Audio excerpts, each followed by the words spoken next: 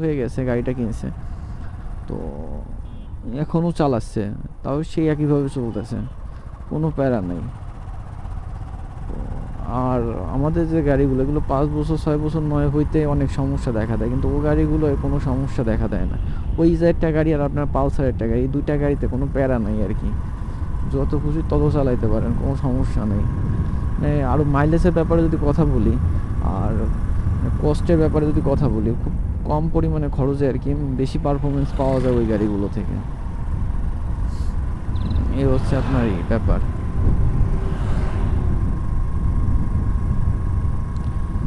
অল্প খরচে বেশি পারফরমেন্স।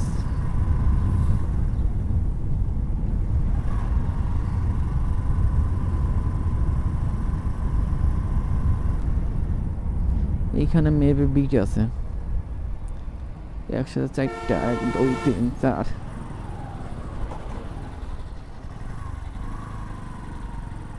চারটা বিট আছে।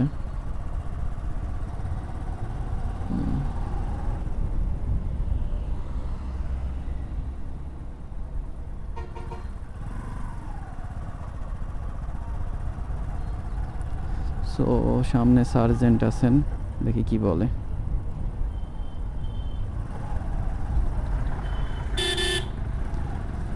সো জানি না কেন গাড়ি সিগন্যাল দিল না।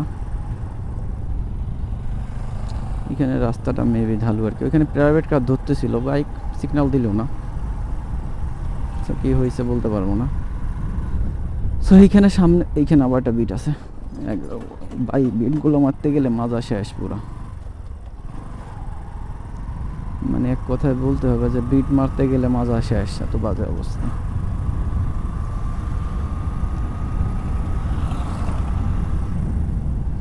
আর এই পাশে আছে আপনার রেল লাইন, এখানে অনেকে ঘুরতে আসে, রেল লাইনে আগেও আমি আসতাম, কিন্তু এখনও তেমন একটা আসি না। এই যে হচ্ছে আপনার রেল লাইনের রাস্তা। তো এখানে একটা তেলের পাম্প আছে। হাই রোডে কেউ রিক্সা নিয়ে আসে ভাই, প্রচুর বেড়া দেয় এই রিক্সাওয়ালারা হাই রোডে আইসা। কারণ হচ্ছে যে এদের না থাকে ব্রেকের ঠিক, না থাকে আপনার গাড়ির টানের ঠিক, হুট করে ব্রেক করতেছে, হুট করে ঘুরতেছে।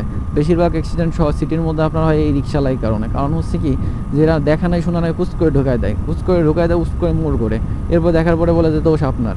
যেটা জলদি গাড়ি, যে গাড়িটা আপনার 20-30 আছে, হুট করে আপনার ব্রেক করলে তো আর গাড়িটা থেমে যাবে না আপনার, তাই না? এই ব্যাপারটা তো আপনার খেয়াল রাখতে হবে, অথবা আপনার দেখে শুনে তারপর আসলে ঘুরতে হবে, গাড়িটা ঘুরাইতে হবে। এই জায়গাটা ব্যাপার রয়ে গেছে, 2-3টা ব্যাপারের কারণেই তো বেশিরভাগ অ্যাক্সিডেন্ট আপনার হয়। এই যে লোডওয়ালা ট্র্যাকগুলো যাচ্ছে, এগুলো দেখছেন কত আস্তে আস্তে যাচ্ছে, কিন্তু যখন এটা পরিবহন যায়, কাকা করতেছে কি, যখন আপনার লোড মানে একটা পরিবহন যায়, দেখে না, যদি একটা পরিবহন আসে তো অবশ্যকতা আপনাদের দেখা দিচ্ছে যে টান কত বড়, ট্র্যাক ড্রাইভার যাচ্ছে কত আস্তে আস্তে আপনার গাড়িটা রান করায় নিয়ে যাচ্ছে। সো ট্রাক ড্রাইভাররা যে আপনার এক্সটেন্ড করে না এমন না, করে, ওরাও এক্সটেন্ড করে, কিন্তু বাসওয়ালারা টানে বেশি আর কি, হুটহাট করে ঢুকায় দেয়, হুটহাট করে চাপ দেয় আর কি, সেটা হচ্ছে সমস্যা ছিল, সেটা বলতেছিলাম। এইটা আবার কি বাইক টান দিছে, তো খেয়ে না খেয়ে টান।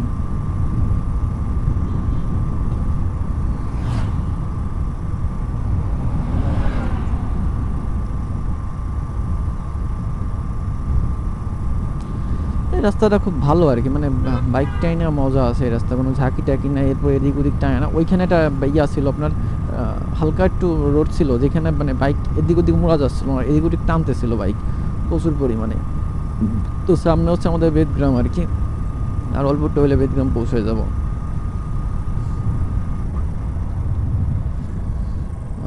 আমাদের বেদগ্রামের যে গোল চক্করটা, ওটা খুব সুন্দর আর কি করছে, দেখতে খুব সুন্দর লাগে, রাত্রিবেলা যখন লাইটিং করে তখন আরও বেশি সুন্দর লাগে আর কি।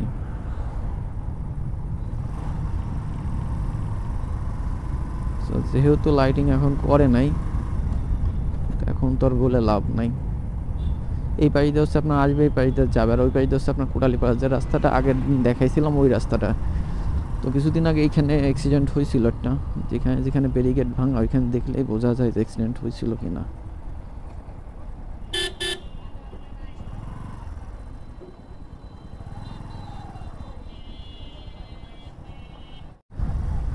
সো সো আজকের ভিডিওটা এই পর্যন্ত ছিল। যদি ভিডিওটা ভালো লাগে অবশ্যই চ্যানেলটাকে সাবস্ক্রাইব করবেন, ভিডিওটা অবশ্যই একটা লাইক করবেন। তো এখন বাসার দিক যাবো আর কি।